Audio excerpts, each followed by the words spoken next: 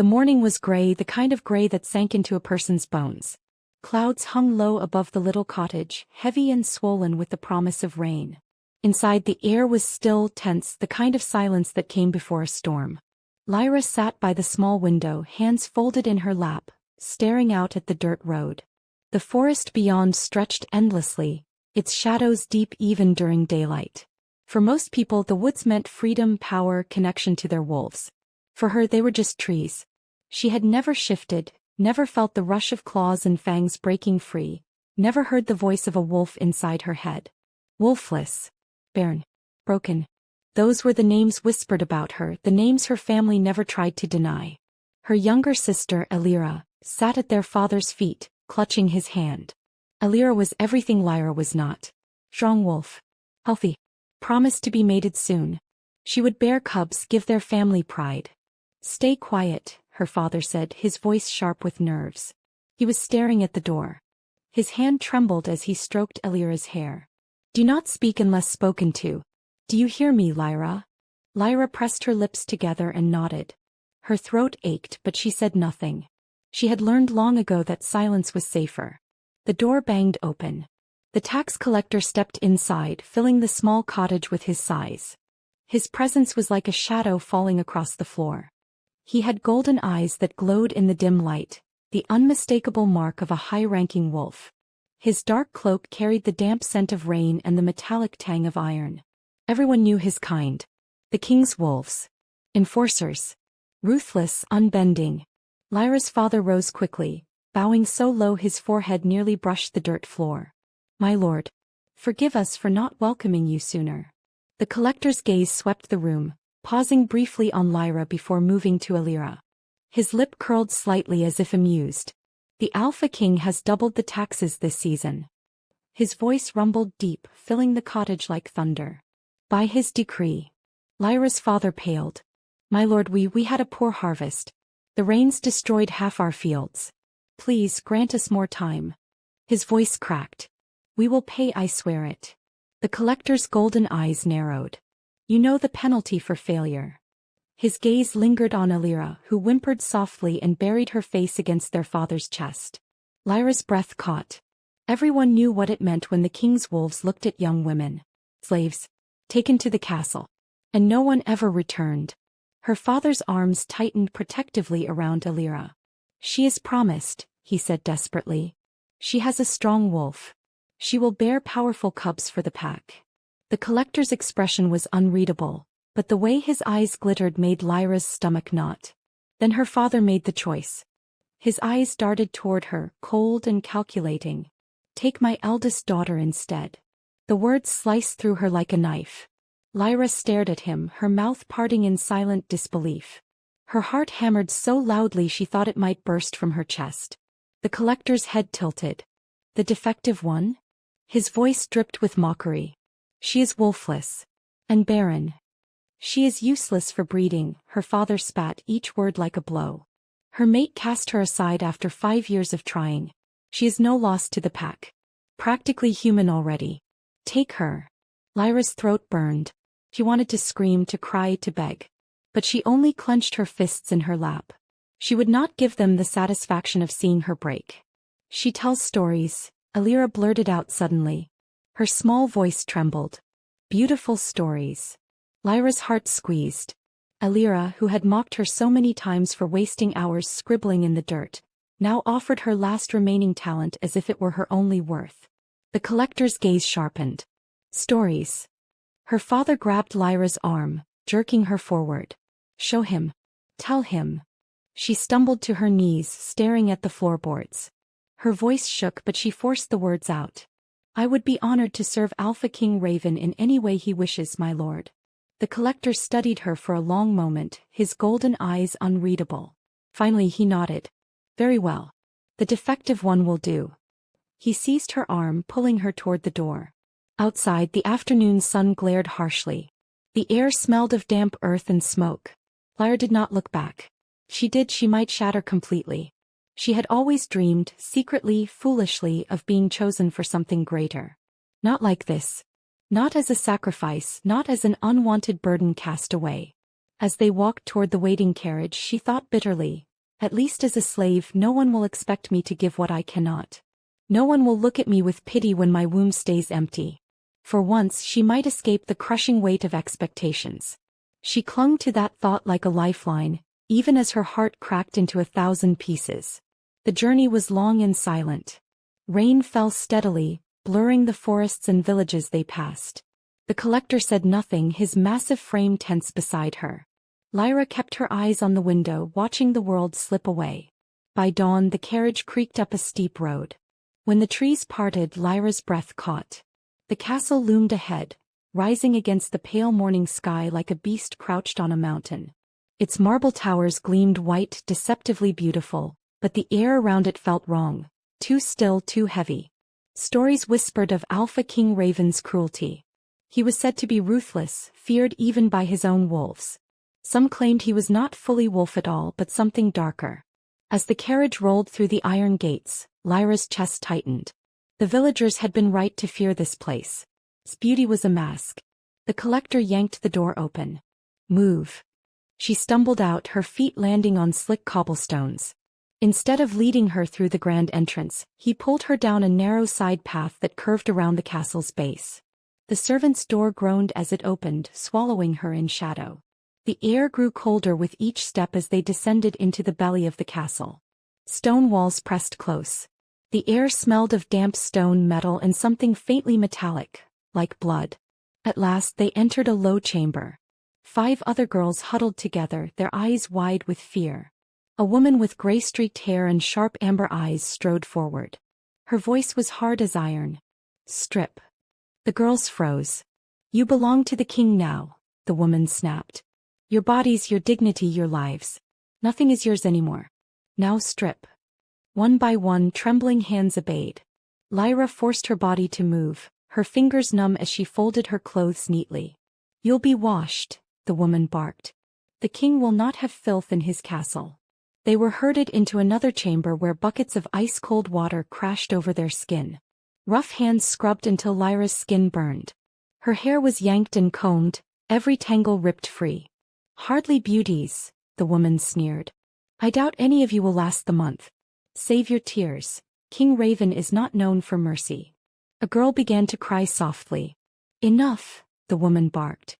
"Tonight one of you will serve the king's special guest." Her lips curled as if the words tasted bitter. "The king himself will choose." Lyra's stomach clenched. A special guest? The way the woman said it made dread crawl down her spine. They were given plain gray shifts and marched up a narrow staircase to a polished chamber. "Line up. Eyes down." The air shifted. Heavy footsteps echoed beyond the door. The severe woman who had barked orders only moments before stiffened, her eyes lowering. The door opened. The air itself seemed to hold its breath. A voice rolled through the chamber, deep and commanding, carrying both weariness and power. "The new arrivals." Lyra's pulse thundered. The floor vibrated faintly with each step he took. The weight of his presence pressed against her skin, heavy and suffocating. She kept her eyes fixed on the ground. But curiosity clawed at her. Slowly, against every instinct, she lifted her gaze. Alpha King Raven stood before them. He was taller than any man she had ever seen, broad-shouldered, with features so sharply cut they seemed carved from marble. His lips curved with something like mockery, but it was his eyes that stole her breath, dark, feral, holding something ancient and untamed. Every story she had ever heard paled in comparison. And then those eyes locked on her. Lyra jerked her gaze back down, her heart racing so violently she thought she might faint. The attendant cleared his throat nervously. "Your Majesty, have you made your selection?" Pause. She could feel his gaze still on her, like fire against her skin. "She'll do," Raven said simply. And Lyra knew without looking that he had chosen her. The chamber was silent, so silent Lyra could hear the frightened breathing of the other girls. They stood in a neat line, their eyes fixed on the floor, their hands clasped tightly before them. The scent of fear was thick in the air, salt and sweat sharp enough to sting the nose. Lyra kept her head bowed, but she felt it, the weight of his gaze heavy as chains. Alpha King Raven moved slowly down the line. His footsteps echoed across the polished marble, steady, measured, each step deliberate. He stopped now and then, the silence stretching unbearably before moving again. The first girl trembled so violently her shift shook around her legs. Raven paused before her, and Lyra could almost feel the girl's desperate hope that she might be overlooked. "She reeks of fear," Raven murmured. His voice was low, deep, threaded with a kind of cold disappointment. "Pathetic." The girl whimpered softly, but he was already moving on. He passed a second girl, then a third, his gaze sharp as blades. The chamber seemed to shrink around him, every breath drawn in careful silence, as if the air itself feared him. Lyra's nails dug into her palms. "Don't look at me. Don't see me. Don't." Then his footsteps stopped. Right in front of her. She could feel him there, towering, his presence pressing against her skin. Her heart pounded so hard she thought the sound would betray her. For one moment she dared to lift her eyes. And she was caught. Raven's gaze pinned her like a predator pinning prey. His eyes were darker than night, yet burning, alive with something wild and dangerous. Her breath caught in her throat. He tilted his head slightly as though amused by her defiance, by the fact she had dared to meet his eyes at all. His lips curved, but it wasn't kindness. It was a faint, dangerous smile that suggested he was already unraveling her secrets. "She'll do." The words were final, unquestionable. The attendants exhaled sharply as if they had been holding their breath. One girl beside Lyra let out a choked sob of relief that she hadn't been chosen. But Lyra's world tilted.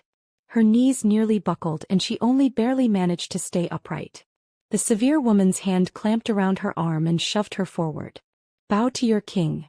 Lyra dropped to her knees. Her head bent, hair falling around her face like a curtain.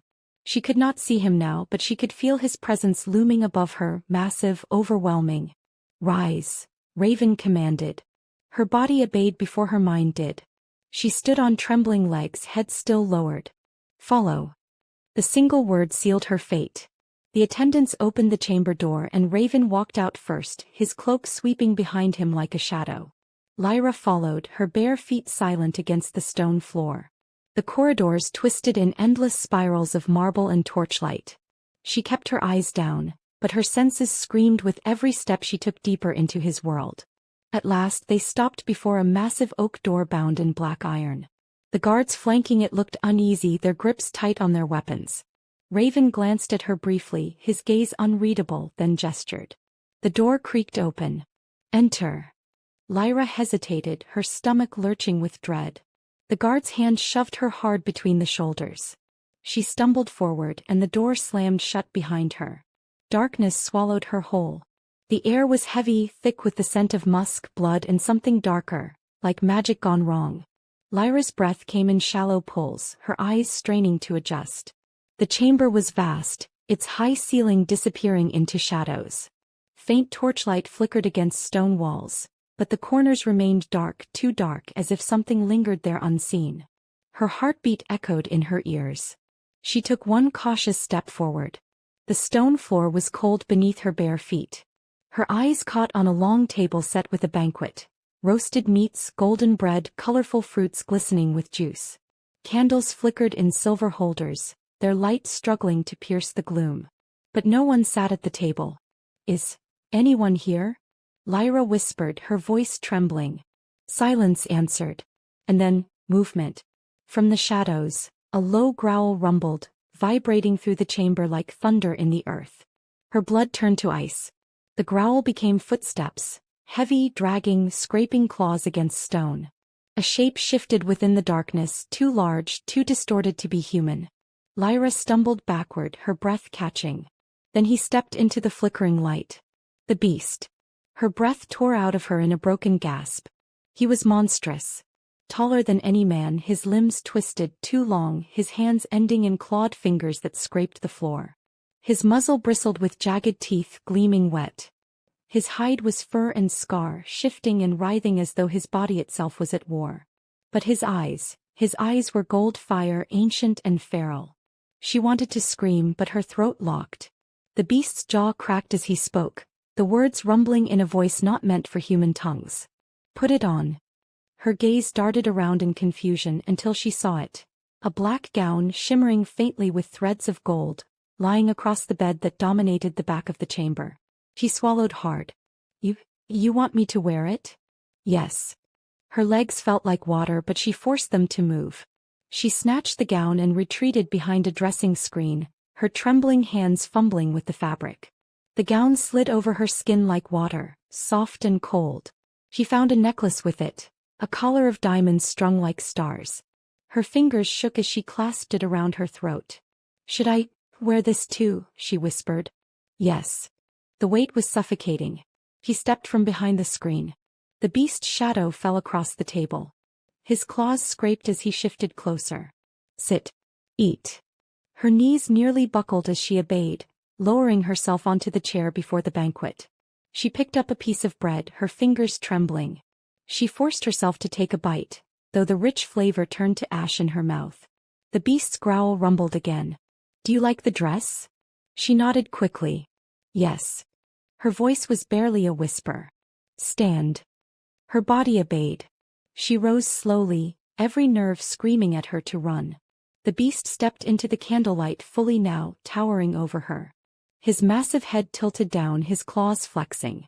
His golden eyes burned into hers. Turn around. Her breath caught. She obeyed, her heart hammering, her body shaking. She could feel him looming behind her, so close the air shifted with his growl.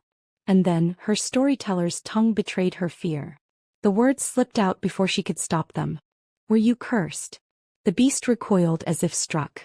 Her hands flew to her mouth. I'm sorry, I didn't mean. No. His voice was quieter now, raw, almost resigned. How did you know? She hesitated, trembling, then whispered, I've read many stories. About princes cursed to live as monsters. About spells that trap souls in broken bodies. The beast's golden eyes locked onto hers. Go on. So she told him a story.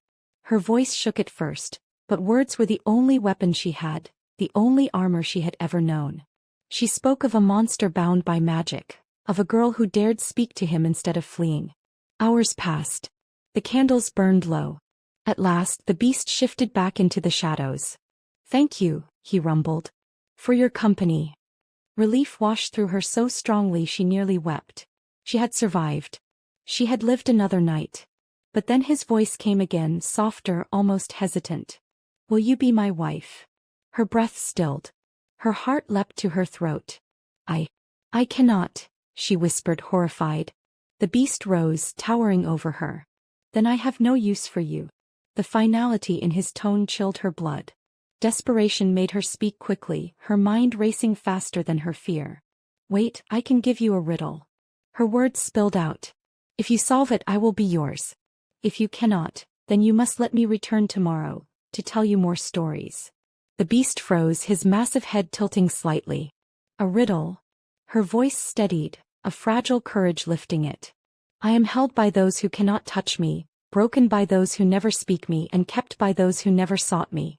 Kings command me, but I command fate. What am I? Silence stretched, heavy as the dark. The beast's golden eyes burned. At last he exhaled, a sound almost like a sigh. Tomorrow night. Do not be late. Lyra sagged with relief, her knees weak. She had bought herself one more night. But as she followed the guard back to her chamber, her heart still pounded with terror and something else. A strange, inexplicable pull toward the beast in the shadows. The servants led Lyra back to the narrow stone corridor, their faces unreadable. They did not speak to her. They never spoke to the ones chosen for the guest. The other girls pressed back against the walls as she returned, their eyes wide with a mixture of pity and fear. Lyra walked past them silently, her damp hair clinging to her skin, her gray shift wrinkled and soaked through from the washing earlier. She felt as though their gazes burned holes into her back. One girl, the youngest, whispered as Lyra passed, "You're alive." The words cut through the silence, sharp and incredulous. Lyra didn't respond. She lay down on her narrow cot and curled onto her side, her back to the others. She stared at the stone wall until her eyes blurred with tears. Alive. Yes. For now. But tomorrow night she would be summoned again. And the night after that. She had bought herself a fragile thread of survival with her riddle, but she knew it could snap at any time. Still, something strange lingered inside her chest. It wasn't just fear. It was the memory of the beast's golden eyes fixed on her as she told her story. The way he had listened. No one had ever listened to her like that before. Her father had called her useless, her mate had cast her away, and her village had mocked her for being wolfless. But the beast, though monstrous, terrifying, had hung on to every word she spoke. It made her stomach twist in ways she didn't understand. The next night when the guard came to fetch her, Lyra felt her legs tremble with every step down the dark corridor. The oak door loomed ahead, the same iron binding across its surface, the same torchlight flickering uneasily against the stone. The guard wouldn't meet her eyes as he opened it. She stepped inside. The chamber was as she remembered, vast, shadowed, the banquet table waiting, the torches flickering faintly. But this time the beast was already there, crouched in the corner, his monstrous frame half hidden in shadow. Her heart leapt into her throat. She forced herself to stand tall, though her knees felt weak. "Come." His voice rumbled from the dark. She walked to the table and sat. The food was untouched, yet still steaming as though placed only moments before. The beast's claws scraped the floor as he moved closer. He loomed across from her, golden eyes fixed on her face. "Tell me a story." It wasn't a request. It was a command.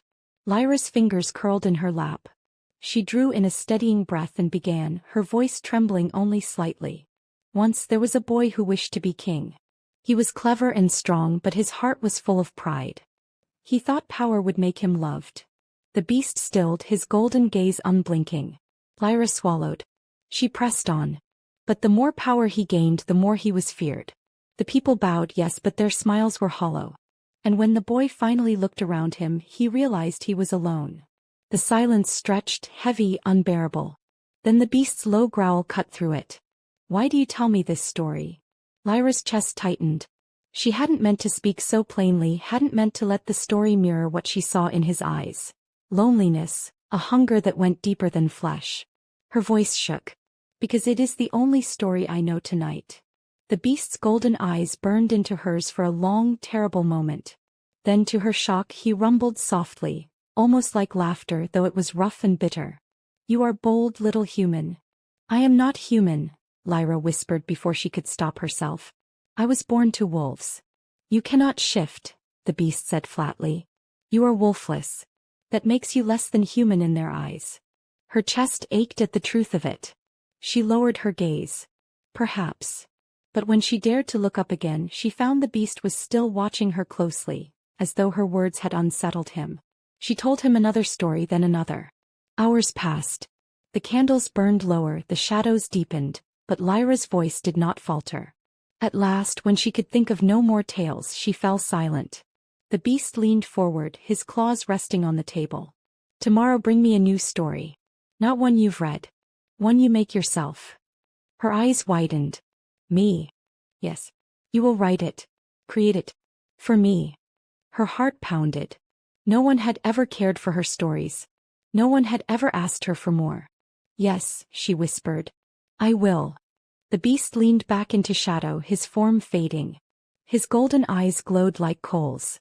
"Good." The next morning, Lyra was woken by a rough hand shaking her shoulder. "Up," a servant snapped. "The king demands you." Her chest tightened. "King." Not the beast. She followed the servant through the winding corridors, her bare feet slapping softly against the cold stone. They climbed staircases, past towering doors carved with wolves and battles.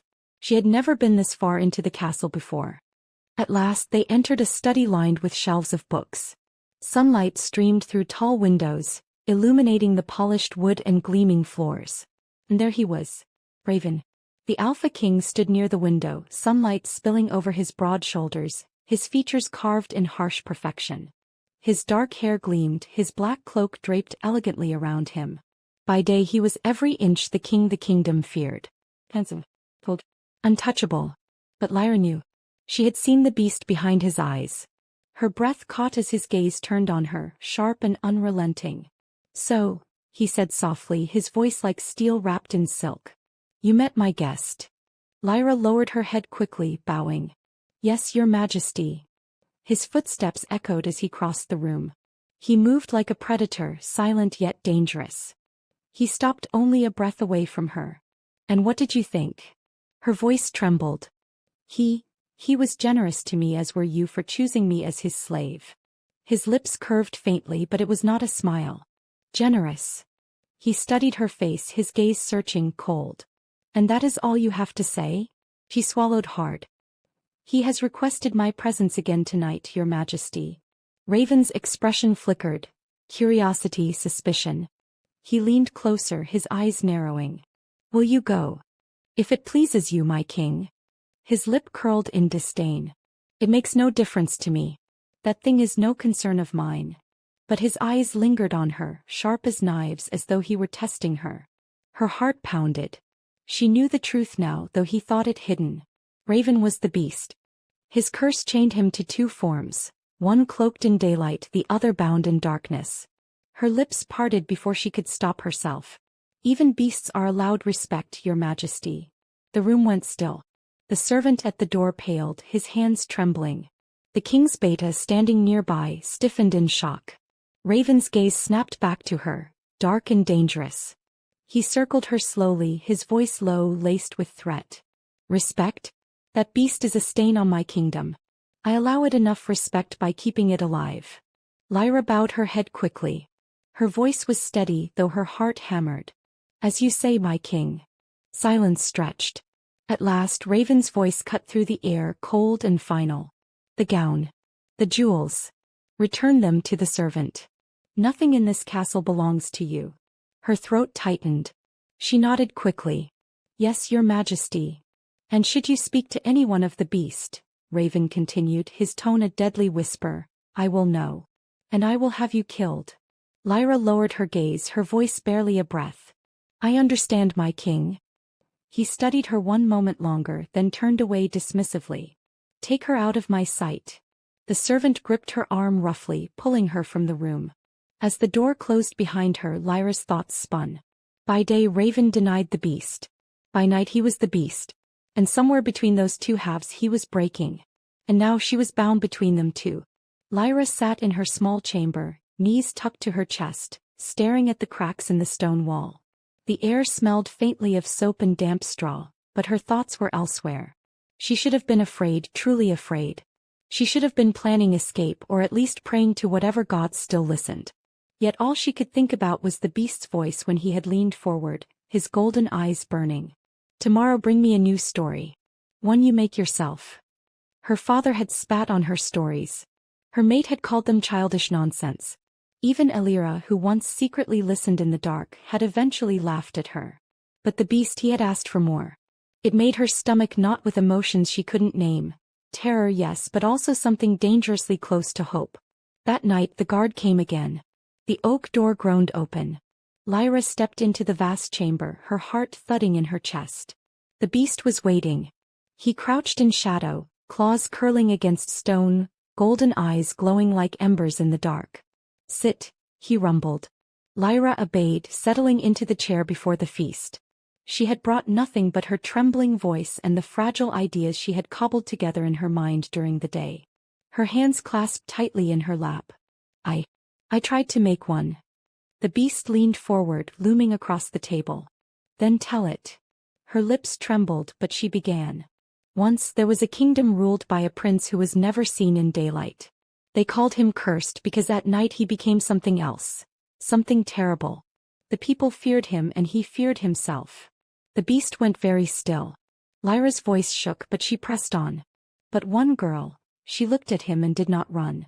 She told him stories so he would remember what it was like to be more than a monster. She gave him something no curse could steal. She gave him company. Her throat tightened.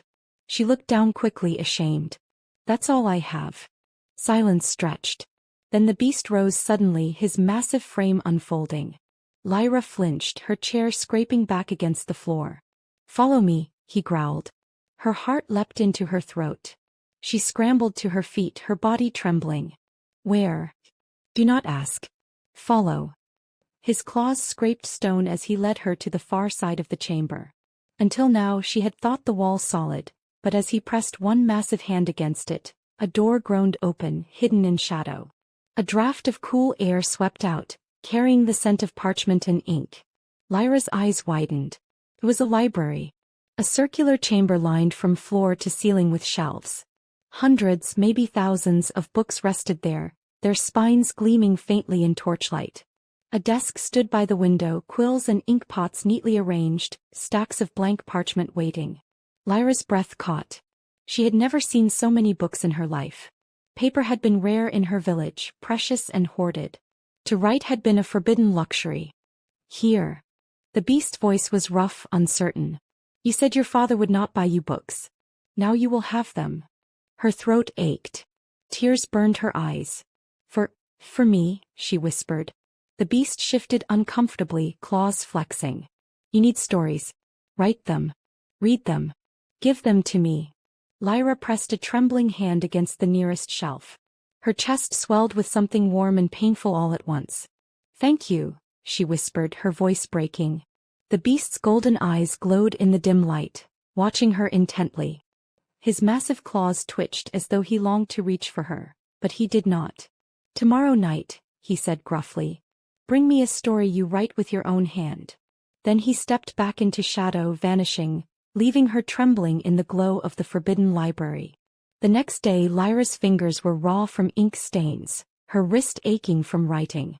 She had filled 3 pages with her cramped script, her mind spilling onto parchment faster than her hand could keep up. But before she could bring her story to the beast, she was summoned again. The king demands your presence, the servant said, her voice clipped. Lyra's chest tightened. She set the parchment down reluctantly and followed through the winding halls. The study was bright with midday sunlight, dust motes dancing lazily in the air. The scent of polished wood and ink filled the room. And there stood Raven. No beast. No claws. No scars. Only the Alpha King in his perfect form. His dark hair gleamed, his cloak draped elegantly across his shoulders. He looked every inch the ruler the kingdom both worshipped and feared. But Lyra knew better now. She had seen him twisted by night. Her stomach flipped as his gaze fixed on her. So, Raven said softly, his voice laced with mockery, my little slave spends her nights with a beast. Tell me, what stories does he crave?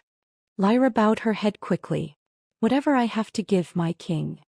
He circled her slowly, his presence like a storm gathering around her. Do you fear him? Her breath caught. She remembered the beast's eyes glowing in the dark, the way he had given her the library, the way he had listened. Yes, she whispered. But not in the way you think. Raven stilled. What way then? Her voice shook. He sees me. No one else ever has. Silence crashed down. The servant near the door gasped faintly. Raven's lip curled, his perfect mouth twisting. Respect? For that thing. His tone was sharp, mocking. You are a fool. Lyra's chest ached, but she lowered her gaze. Perhaps. But even beasts deserve respect. The room froze. The king's beta stiffened. The servant paled. Raven stepped closer, his voice a low growl, his breath hot against her ear. Careful, little wolf. You tread on dangerous ground. Her heart hammered. But she did not retract her words. At last Raven pulled back, his expression cold. Return the gown. Return the jewels. Nothing in this castle belongs to you. Yes, your majesty, she whispered. And if you speak of him... His voice dropped to a deadly whisper. I will know. And I will have you killed. Lyra bowed lower. I understand. Raven's gaze lingered on her one moment longer, burning, unreadable. Then he waved a dismissive hand. Get her out of my sight. The servant seized her arm roughly, dragging her from the chamber. As the heavy doors slammed shut behind her, Lyra's chest tightened. The king by day was cruel, merciless, dangerous. The beast by night was terrifying yet strangely kind. And somehow both halves were breaking her heart in ways she did not understand. The night felt different from the moment Lyra stepped into the chamber. The banquet table was laid as always, golden goblets gleaming in the torchlight, plates piled with meats and fruits. But tonight the beast wasn't lurking in shadow. He was already there, seated on the massive chair at the table, his twisted form partially illuminated. The light revealed scars cutting across his furred chest, his claws tapping slowly against the wood. His golden eyes burned brighter than the flames. Lyra's throat tightened. She bowed her head slightly, then moved to sit. Tell me, the beast said immediately, his voice low and rough. What story have you brought me tonight? Lyra hesitated. She had thought long and hard during the day, scribbling words onto parchment in the library he'd given her. The story had come to her like a whisper in her own bones. She lifted her pages. This one. It might anger you. The beast tilted his head, his long muzzle twisting into something that might have been amusement, or warning. Then I will hear it all the more. Her heart pounded. She began. Once there was a prince, she said softly. Handsome, proud, beloved by his people. But he thought only of himself, of how he looked in the light of day. He mocked those who were weak. He cared nothing for kindness. The beast's eyes narrowed. One day he angered the wrong soul, a woman with power older than time. He cursed him. By day he would be the prince everyone worshipped. By night he would be the monster everyone feared. The chamber went still. Lyra's hand trembled as she held her parchment. She dared a glance upward. The beast's golden gaze was burning into her, unblinking. You play with fire, little wolf, he growled softly. Her chest ached, but her voice did not falter. The prince learned to wear his crown like armor. But the curse ate at him. He was trapped between two selves, beloved and hated, beautiful and grotesque. Until one day a girl looked at him and spoke without fear. Her words trailed into silence. The beast leaned forward, claws sinking into the table, gouging lines in the wood. And Lyra swallowed. And the story is not finished. His growl rumbled like thunder. You stopped. Her lips trembled. Because I don't know the ending yet. For a long moment his massive chest rose and fell, his claws flexing. She thought she had gone too far, that he might lunge, tear her apart in his rage. But instead, to her shock, his shoulders sagged. The anger bled from him, leaving something rawer, more dangerous. Vulnerability. His golden eyes locked on her. What ending would you give him, little wolf? Redemption? Or damnation? Lyra's breath caught. The question felt larger than a story. Her lips parted. Perhaps. That depends on him. The silence stretched. The beast's gaze was fierce, unrelenting, as though he wanted to tear the truth from her soul. And then, without warning, he pushed back from the table. The chair scraped against the stone. He stalked toward her, his claws clicking on the floor. Lyra's heart hammered. She tried not to shrink back as his massive shadow fell over her. He stopped just in front of her, towering, his breath hot against her skin. You speak of endings, he rumbled, his voice low and rough. But what of beginnings? Her breath caught. She lifted her chin, forcing herself to meet those golden eyes. What do you mean? His claws hovered inches from her cheek, trembling as though he warred with himself. Will you be my beginning? Will you be my wife? The words slammed into her chest. Her pulse thundered. Her lips parted, but no sound came. She thought of his claws, his twisted body, his monstrous form looming over her in the dark. She thought of his library, his listening, his gift. Terror and something dangerously close to yearning tangled inside her. Her voice cracked. I cannot. The beast recoiled as if she had struck him. His growl was low, trembling with fury and pain. Lyra's chest burned. She wanted to explain, to beg forgiveness, but the words tangled in her throat. The beast turned sharply, vanishing back into shadow, his voice a rasp that echoed through the chamber. Then leave me. Lyra stood frozen, tears stinging her eyes, her heart aching with the weight of chains she didn't understand. She had survived another night. But her refusal had carved a wound she feared might never heal. The following night, Lyra was slower to rise when the guard came for her. Her chest still ached from the memory of the beast's question, the anguish in his voice when she refused. Her hands trembled as she carried the parchment she had written. It wasn't a story this time, it was a riddle. She prayed it would save her life. The oak door creaked shut behind her. The chamber was darker than before, the torches burning lower. The beast was there, crouched in shadow, his claws flexing, his breathing heavy. He did not greet her. Lyra's voice shook as she stepped forward. He brought something for you. The beast's golden eyes glowed, piercing the dark. Another refusal? Her throat tightened. A riddle. Silence. Then he shifted closer, his massive form emerging from shadow, looming over her. Speak it. Her heart pounded. She steadied her voice. I am held by those who cannot touch me, she whispered. Broken by those who never speak me. kept by those who never sought me. Kings command me, but I command fate. What am I? The chamber fell silent. The beast's golden eyes narrowed. He prowled around her slowly, claws clicking against stone. Lyra's body trembled, but she forced herself to stand still. His growl vibrated through the air. I do not know this answer. Her lips parted. Relief fluttered in her chest. Then until you do, I will return each night. To give you more stories. More riddles. The beast stopped behind her. His breath was hot against her neck. You bargain with me. Yes. His growl deepened, a sound both dangerous and amused. You're a bold little wolf. Bold and foolish.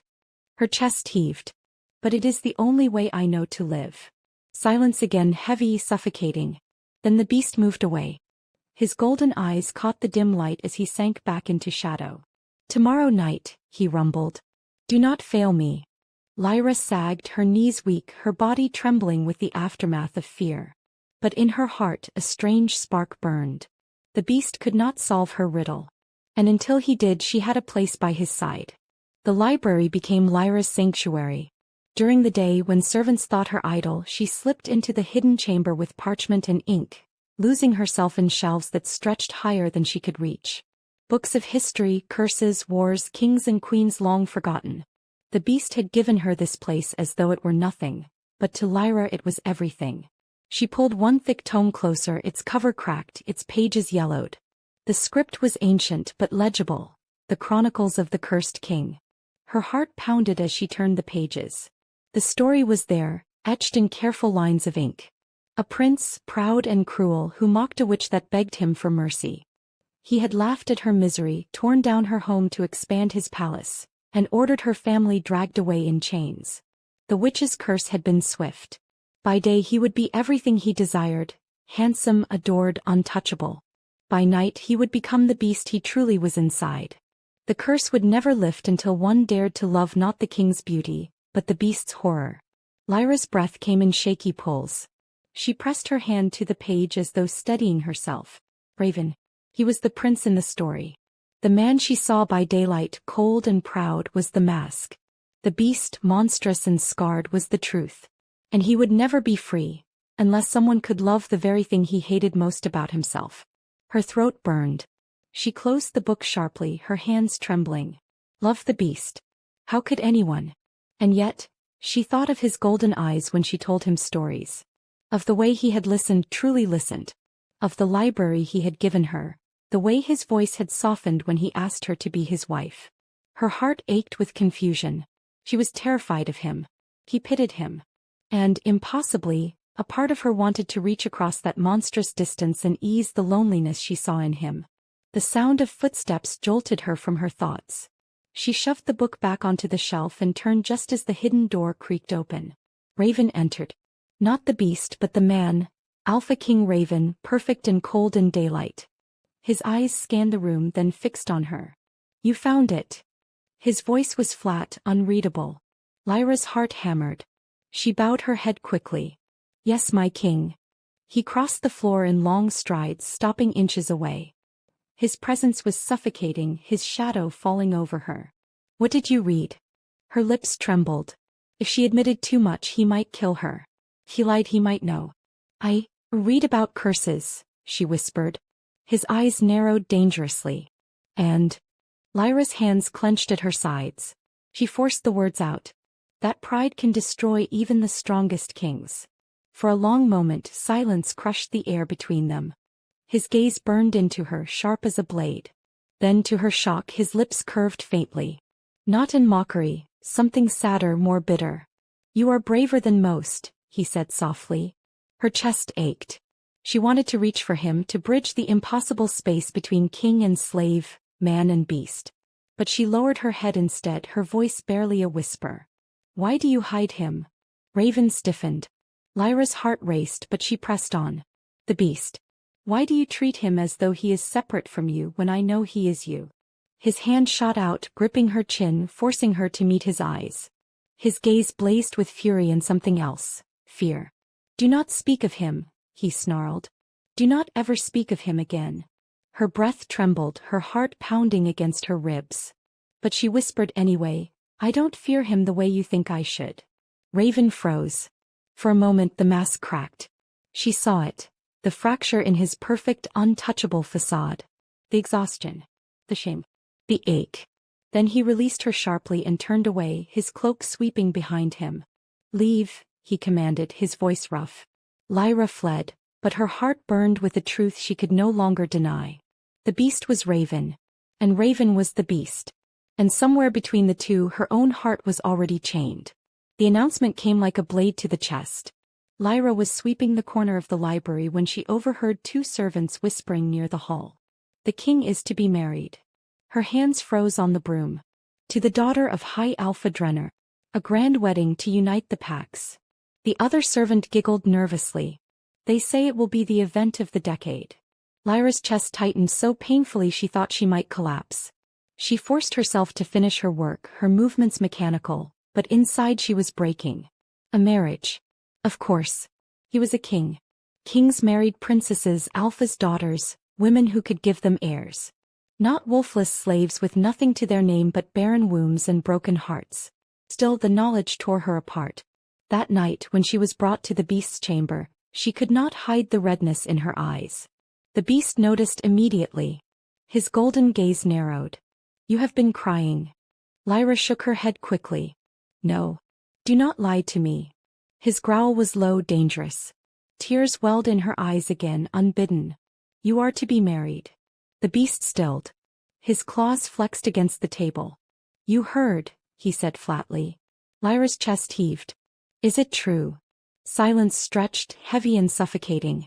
Last the beast growled. "Yes." Her heart cracked. She pressed her hand to her chest as though to hold the pieces together. "But why?" Her voice trembled. "You told me you wanted me. That you wanted me to be your wife." His golden eyes blazed with anguish. "And you refused me." Her tears spilled freely now. "Because I was afraid. Because Her words broke off. The beast leaned forward, his massive frame shaking. "Do you think I want her? Do you think I care for her? This marriage is politics, power, survival. Nothing more." Lyra's lips trembled. "And what of me?" His growl was ragged, torn from his chest. "You are everything I cannot have." The words shattered her. The candles flickered wildly as his fury surged. He rose suddenly, towering, his claws carving grooves into the table. "Leave me." Lyra stumbled back, her chest aching with a pain so deep it felt like drowning. She fled the chamber, tears blurring her vision, her heart screaming with the truth she had tried to deny. He loved him. Beast or king, curse or crown, she loved him. And now he would belong to another. The day of the wedding arrived with trumpets and banners. The castle blazed with light, golden silk streaming from the towers, nobles crowding the great hall in glittering jewels. Lyra hid among the servants, pressed into the shadows, her heart heavy as stone. The king stood at the altar, perfect and cold, his expression unreadable. The princess walked toward him, radiant in silver silk, her hair crowned with jewels. The crowd murmured with awe. The kingdom would be united, the pacts made stronger. But then chaos. A dagger flashed through the air. Screams erupted. Assassins burst into the hall, blades drawn, eyes wild with fury. And in that moment of chaos, Raven changed. Before the eyes of the entire kingdom, his body twisted, his limbs contorting, fur and claws erupting. Gasps and shrieks filled the air as the Alpha King became the beast. Lyra's breath caught. The nobles scattered, terrified. The princess screamed, stumbling backward. But Lyra did not run. She pushed through the crowd, her heart hammering, her voice breaking from her throat. "Raven!" The beast's golden eyes locked on her. And she knew in that moment that the kingdom would never see him the same way again. The great hall erupted into chaos. Screams split the air, high and shrill, echoing against the vaulted ceilings.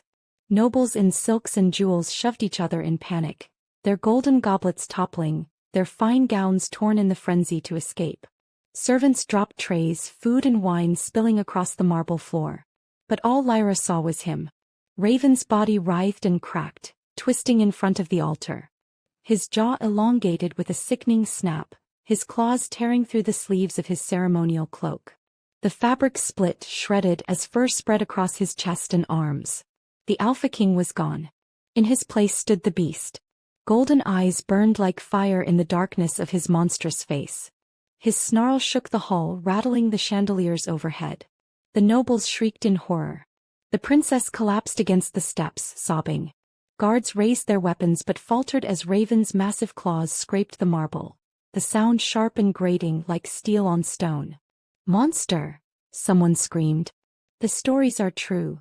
Lyra's heart hammered. She could barely breathe. She had always known this truth.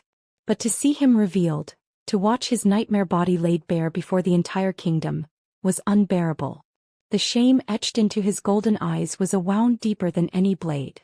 And then the assassins struck. They had crept closer in the chaos, their daggers gleaming, their faces masked. Now they lunged, shouting curses. "Death to the beast!" Raven roared, a sound so thunderous it shook the walls. He lashed out, his claws slicing the first assassin cleanly in two. Another's dagger shattered uselessly against his furred hide.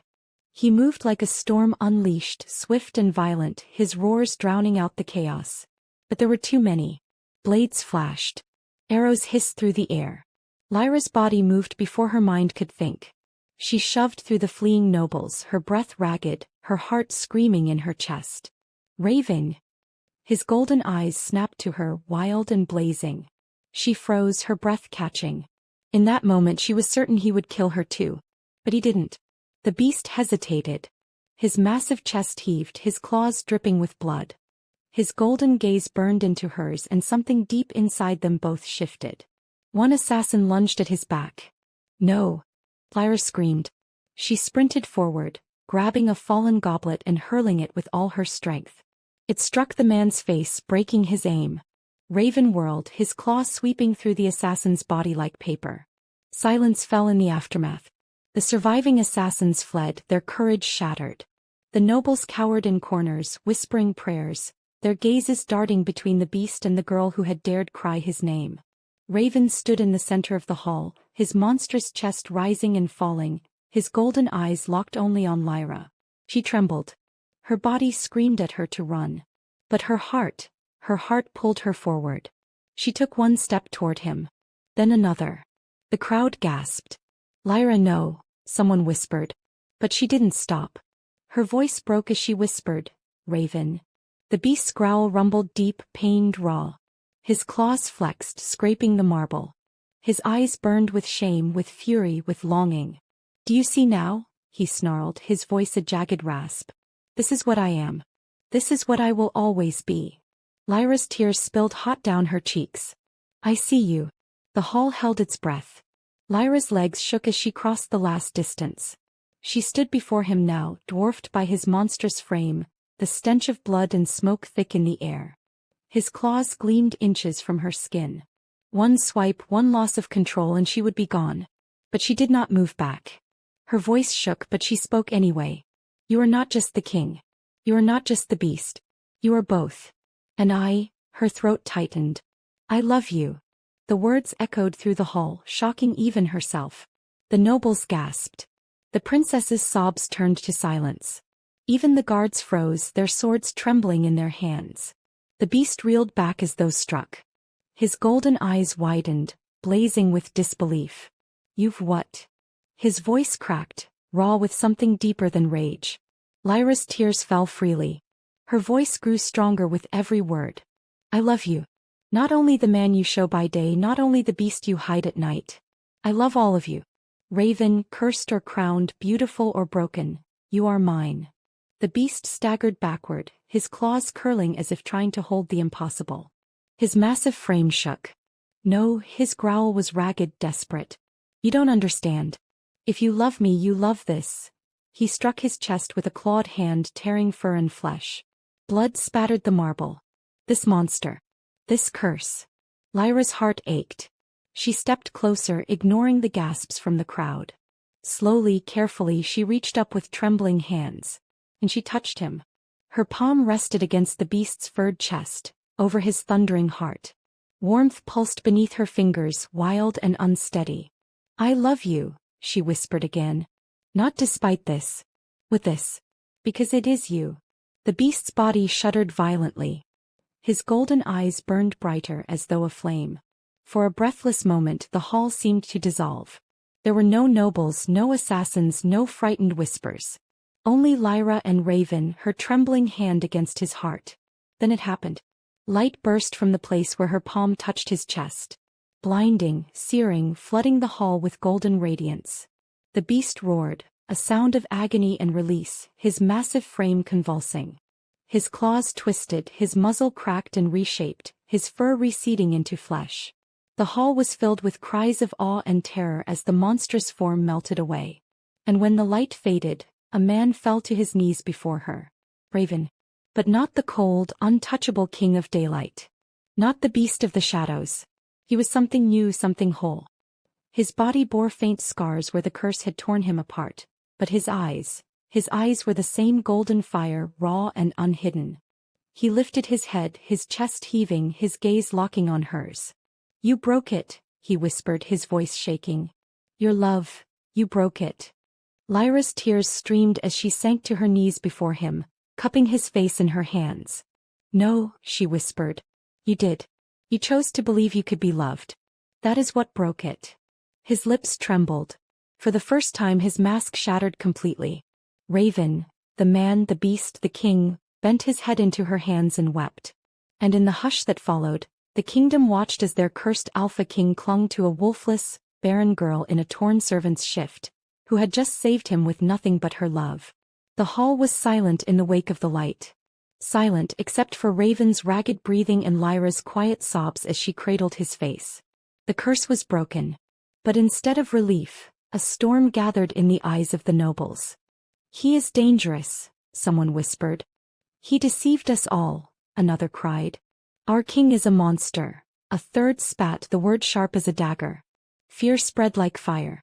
The nobles retreated to the edges of the hall, their whispers hissing like venom. The princess clutched her father's arm, her face pale with horror. Raven rose slowly to his feet, scarred, still bleeding from where claws had torn his flesh.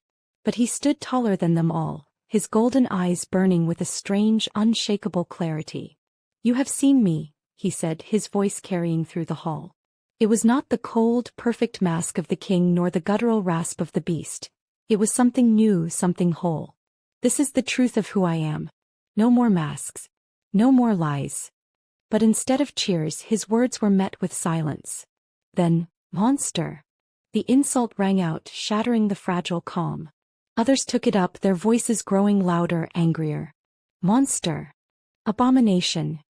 He cannot rule us." Guards shifted uneasily. Raven's beta looked pale, torn between loyalty and fear. Raven's jaw tightened.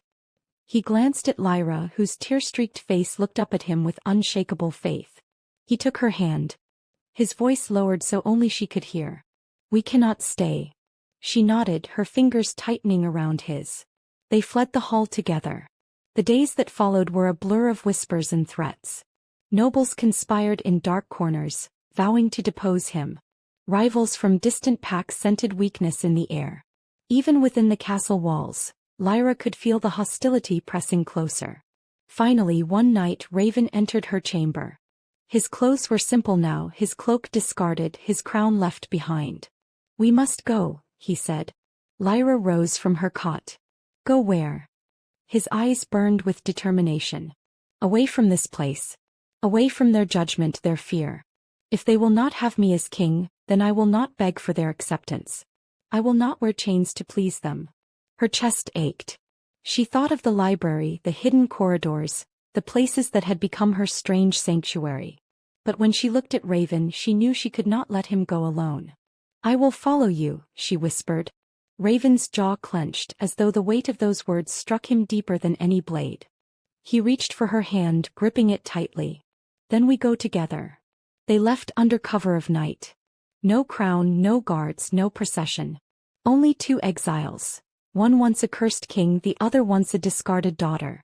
The road was long and treacherous. They traveled through forests where wolves howled from the shadows, through villages where suspicious eyes followed them. Yet for the first time Raven seemed free. He no longer hid his scars, no longer masked his emotions. He laughed sometimes, rough, awkward, as though he had forgotten how. He listened to Lyra's stories not as a beast desperate for distraction, but as a man who cherished every word. At night they made camp under the stars. Lyra would curl against him for warmth, her head resting on his chest. "You don't regret this?" she whispered one night, her voice small in the vast dark. Raven's hand brushed through her hair, his golden eyes soft in the firelight. "Regret leaving a crown built on fear? Oh, I would trade it 1,000 times for this." Her throat tightened. "For me. For you," he said simply. Her heart swelled, fragile and fierce all at once. But even as she clung to him, a shadow lingered in her thoughts. She remembered the ancient book, the curse, the witch who had cast it. And she knew curses did not end without consequences. She would be proven right sooner than she wished. It was a night of thunder. The rain fell in torrents, drumming against the canvas of their small tent. Lyra stirred awake, her body shivering despite Raven's warmth at her side. The air felt heavy, wrong, as though the storm carried more than water in its fury. Raven woke too, his instincts sharp. His hand went to the blade he kept near, his golden eyes flashing in the darkness. Then the air shifted. She appeared at the edge of the firelight. The witch. Her cloak was black as shadow, her hair silver as moonlight, her eyes glowing with unnatural light. Lightning crackled faintly in her palms, the storm itself bending to her will. Raven rose instantly, placing himself between Lyra and the intruder. His voice was low, dangerous. "You." The witch's smile was cruel, her voice like silk over steel. "Did you think breaking my curse would come without cost, little prince?" Lyra's breath caught. Her hand gripped Raven's cloak. He growled, his body tense. "Your curse is ended. You have no hold over me anymore." The witch tilted her head. "On you? Perhaps not. But on her." Her gaze slid to Lyra, sharp as knives. "Oh yes. I feel it. She is the reason your chains shattered. And for that she must pay." Lyra's blood ran cold. Raven snarled, his scars flexing as his body shook with rage. "Touch her and I will end you." The witch only laughed, the sound cold and chilling. "So protective. So foolish. You forget, I was the one who gave you your beast. I can give it back. And this time, it will not fade with love's confession. It will devour you both." Lyra's heart hammered. She stepped forward despite Raven's grip on her arm. "If it's me you want, then take me." "Lyra, no." Raven's voice broke with fury. But she looked at him, her eyes burning with tears. "If my life can keep you free, if my love has already given you more than I ever thought I could, then let it be enough." The witch's grin widened. How sweet. How tragic. But unnecessary. She raised her hand, lightning sparking between her fingers. The air sizzled. Raven roared and lunged, his blade flashing. The storm cracked with thunder as steel met magic, the forest alight with fire and lightning. Lyra fell to her knees, rain soaking her hair, her hands trembling as she watched the man she loved battle the curse-maker herself. The witch's power was ancient, merciless. Raven fought with every ounce of strength, his blade carving arcs of steel through the storm. But Lyra saw the truth, he could not win. Not with brute force. Not against magic this old, this rooted in vengeance. Her throat tightened. Tears blurred her vision. "If my love freed him once, perhaps it can again." Her voice cracked through the storm. "Enough." Both Raven and the witch froze. Lyra rose to her feet, rain streaming down her face. Her body shook, but her voice was steady. "You cursed him because he was proud, because he was cruel. But look at him now. Look at what he has chosen. He left his throne, his crown, his power. He chose love over pride." The witch's eyes narrowed, her power crackling. "And what of you, wolfless girl? What do you offer?" Lyra's tears fell freely. "Everything I am. Everything I have. My life if need be. Because I love him, not the crown, not the beast, but him. And if you want to take that, then you must take me too." The storm stilled. For a long, terrible moment the witch said nothing. Her glowing eyes flicked between Raven's golden gaze and Lyra's trembling form. Then slowly her cruel smile faded. "Perhaps," her voice was softer now, almost thoughtful. "Perhaps you have already paid the price." She lowered her hand. The lightning vanished. The storm eased. Her eyes lingered on Lyra one last time, unreadable. "Love is a foolish thing. But it is stronger than even my curses. With a rush of wind, she vanished into shadow. The storm broke. Rain softened to mist. Raven dropped his blade, his chest heaving, his body shaking with fury and relief. He turned to Lyra, his golden eyes burning. "Never," he rasped, his voice raw. "Never offer yourself like that again." Lyra's tears spilled as she collapsed into his arms. "I would do it 1,000 times," she whispered, her voice muffled against his chest. "Because I will never let you bear this alone." Raven's arms crushed her to him, his face buried in her wet hair. For the first time since the curse had broken, he let himself believe they might have a future together. The storm had passed, but the shadow of the witch lingered. 4 days, Raven and Lyra traveled deeper into the wilderness, away from the packs and away from the whispers of betrayal. But though the sky cleared and the air softened with the scent of pine and rain, unease weighed heavy on them both. Lyra could see it in Raven's eyes when he thought she wasn't looking, the guilt that carved him hollow, the fear that the witch's promise of vengeance was not over. One night as they camped in a clearing, she placed her hand over his. "You're quiet again," she whispered. His golden eyes met hers, weary but burning with devotion. "Because I know she is not done. Witches do not forgive. They wait. They strike when you least expect." Lyra's chest tightened. "Then we'll be ready." Raven shook his head. "I would sooner bleed out than let her touch you again. If it comes to it." "No," her voice broke, but she pressed her palm firmly over his lips. "Don't you dare finish that sentence. I will not lose you, Raven. I will not." His jaw clenched beneath her touch. Slowly he took her hand and kissed her fingers. "Then we will not lose each other. No matter what." The attack came at dawn. Lyra woke to the crackle of fire. Their camp was ablaze, trees shattering as unnatural winds ripped through the forest. The witch stood at the edge of the flames, her cloak a swirl of shadow, her eyes burning like twin moons. Around her, spectral wolves, creatures of smoke and bone, snarled and prowled. "You thought love would save you," she sneered, her voice cutting through the roar of the flames. "But curses are not broken so easily. There must always be balance. A life for a life. Blood for blood." Raven lunged forward, his blade flashing. "Then take mine." The witch laughed, cruel and cold. "Not yours, little king. Hers." Her gaze locked on Lyra. "No." Raven roared, his body trembling with fury. He swung at the witch, steel slicing through shadow, but she vanished and reappeared behind him, her laughter echoing like thunder. Lyra's heart raced. She knew in that moment that Raven could not win by force. The witch was too old, too bound to the curse that had shaped him. The truth pressed down on her like stone. A sacrifice must be made. Her body shook, but her voice rang clear. "Then take me." Raven whirled on her, his eyes wild. "Lyra." Tears blurred her vision, but she stepped toward the witch anyway. "If my blood ends this, if my life keeps him free, then I give it. Gladly." Raven's roar tore from his chest, raw and broken. He grabbed her arm, pulling her back. "No. I will not let you die for me." Her hand cupped his face, trembling but steady. "You once asked me to be your wife. And though I was too afraid to say it then, I am not afraid now. I would rather die as yours than live without you." His golden eyes shone with tears. "Lyra." The witch's laughter curled around them. "How touching. But love cannot shield you from fate." She raised her hand. Magic sparked, searing the air. Lyra shut her eyes. Her lips whispered the only truth she had left. "I love you." The spell struck. But in that instant Raven made his choice.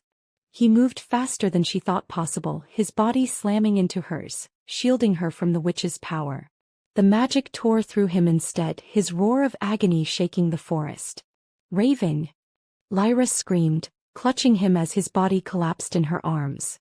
The witch's voice echoed, triumphant. "So it is done. The king has fallen. The curse is balanced." But then the forest shook. Golden light erupted from Raven's broken body, brighter than fire, brighter than dawn. It poured from his wounds, burning through the witch's shadows, tearing her spectral wolves into ash. The witch screamed, her body unraveling into smoke. This cannot be. The light surged higher, brighter, until it consumed her entirely. Her voice faded into silence and the forest stilled. Lyra clung to Raven, sobbing, her tears falling onto his scarred face. Please, please don't leave me. Not like this. His golden eyes fluttered open. His lips curved faintly, weak but sure. I did not fall, he whispered. I chose. Love was always the sacrifice. And then his arms tightened around her, his body trembling but alive. Lyra wept, holding him close, realizing the truth. He had broken not just the curse but the cycle of vengeance itself. By choosing her above his pride, his throne, even his life, Raven had defeated the witch in the only way that mattered. Together. Seasons passed. The kingdom was not quick to forget the night of the ruined wedding, nor the revelation of their king's curse. For months, rumors spread like wildfire, that he had fled, that he had died, that the throne was cursed. Rivals circled like wolves, their armies testing the borders. But then one spring morning the gates of the capital opened. And Raven returned. He was scarred, yes, but strong. Golden-eyed and unashamed, with Lyra at his side. He wore no crown that day, only a simple cloak. Yet the people gathered in the square, staring in awe. It was not his scars that silenced them. It was the way he held Lyra's hand openly, the way she looked at him with love unshaken, and the way he stood, not as a beast, not as a cold king, but as a man whole at last. "My people," he said, his voice carrying through the crowd. "You feared me because you saw only half of me. You called me beast, you called me abomination. But hear me now, I am your Alpha. And I am no less a king because I was cursed. If anything, I am more, because I have learned what it means to be broken and what it means to be healed." The crowd was silent. Then slowly one wolf knelt. Then another. And another. Until the entire square bowed, not from fear but from choice. Lyra's throat tightened as she watched. Raven had been feared, cursed, hated. But now he was followed. Truly followed. In time the kingdom changed. The packs united under his rule, not out of fear but respect. The library he had given Lyra became the heart of the castle, open to all who wished to learn. Wolves and humans alike came to study, to tell stories, to listen. And Lyra, once the barren, wolfless daughter nobody wanted, was crowned queen. She became known as the storyteller queen, the one who tamed the beast not with blades or spells, but with words and love. Years passed. And one winter's night, when the snow fell softly outside the castle, Lyra pressed Raven's hand to her belly, her eyes shimmering with tears. "Twins," she whispered. His golden eyes widened. His scarred face broke into a rare, unguarded smile. "Twins," he repeated, his voice full of awe. The girl who had been told she would never bear children, the girl sold as worthless, carried within her the future of the kingdom. And when those children were born, one with her gentle eyes and one with his golden fire, the kingdom rejoiced, not out of duty but out of love. Raven and Lyra ruled side by side, their reign remembered not for fear, but for the unity they brought. And in the end, when stories of the cursed king were told, they did not speak of monsters and shadows. They spoke of the beast who found love in the heart of a discarded girl, and the queen who turned curses into light. And that, my friends, is how a discarded girl became the queen who tamed a beast. If this story touched you, imagine the tales still waiting to be told. Don't just watch, be part of the journey. Hit that like button, subscribe, and let me know in the comments what kind of love, betrayal, or dark twist you want to hear next. Your story might be the next legend we tell here.